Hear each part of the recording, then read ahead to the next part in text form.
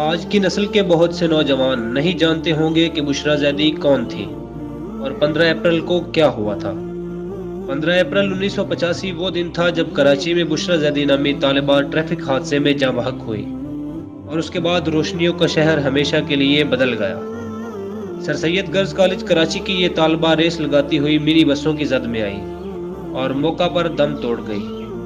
اس کی بہن نجمہ زیدی اور ایک تیسری طالبہ بھی اس حادثے میں شدید زخمی ہوئی تھی۔ جیسے ہی اس حادثے کی خبر سر سید کالج پہنچی تو وہاں کی طالبات احتجاج کے لیے سڑک پر آ گئیں۔ قریب ہی واقع عثمانیہ کالج کے طلباء بھی احتجاج میں شامل ہو گئے اور پھر دیکھتے ہی دیکھتے یہ احتجاج پورے کراچی میں پھیل گیا۔ یہ وہ زمانہ تھا جب جنرل ضیاء الحق نے غیر جماعتی جمہوریت بحال کر کے چند ماہ قبل ہی مارشل لاء کے خاتمے کا اعلان کیا تھا اور غوث علی شاہ سندھ کے وزیر اعلیٰ منتخب ہوئے تھے۔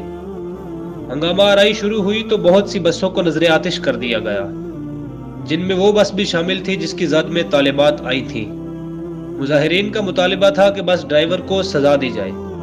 کراچی میں چونکہ ٹرانسپورٹ پر پٹھانوں کا غلبہ تھا، اس لیے یہ ہنگامہ آرائی لسانی فسادات میں تبدیل ہو گئی۔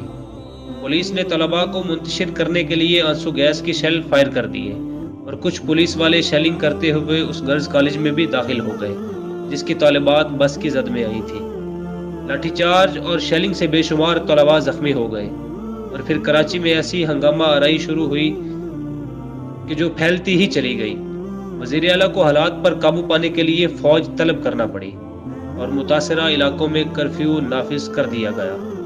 اگلے روز بشریٰ زیدی کی نماز جنازہ کے موقع پر فسادات میں شدت آ گئی اور نماز جنازہ کے بعد پورا کراچی لسانی فسادات کی لپیٹ میں آ گیا۔ بس ڈرائیور کی گرفتاری کے لیے شروع ہونے والے احتجاج کا نتیجہ پختون مہاجر فسادات کی صورت میں نکلا۔ بشریٰ زیدی کی ہلاکت کے بعد ایک ہفتے تک کراچی آگ میں جلتا رہا۔ اس ایک ہفتے کے دوران کم و بیش 200 افراد جاں بحق اور بے شمار زخمی ہو گئے۔ تمام تعلیمی ادارے بند کر دیے گئے۔ شہر میں نامعلوم افراد نے نفرتیں پھیلانے والے پمفلٹ تقسیم کیے۔ کراچی کے لوگوں نے پہلی بار اسلحہ بردار نوجوانوں کو دیکھا جو خدا معلوم کہاں سے آتے تھے اور اندھا دھند فائرنگ کر کے فرار ہو جاتے تھے۔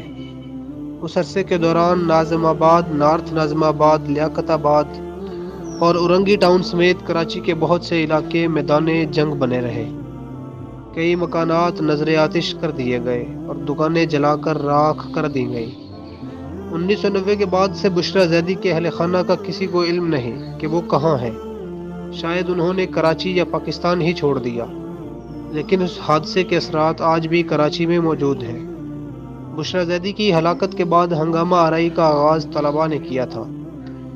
انہی دنوں کراچی میں آل پاکستان مہاجر اسٹوڈنٹ آرگنائزیشن اپنی سیاسی شناخت کے ساتھ مہاجر قومی موومنٹ کے روپ میں سامنے آئی تھی۔ بشریٰ زیدی کے واقعے کے بعد مہاجر قومی موومنٹ کی مقبولیت میں بے پناہ اضافہ ہو گیا۔ اس وقت کے فوجی ڈکٹیٹر کے پاس یہ بہترین موقع تھا کہ وہ کراچی کی سیاست کا رخ تبدیل کرنے کے لیے ایم کیو ایم کی سرپرستی کرے۔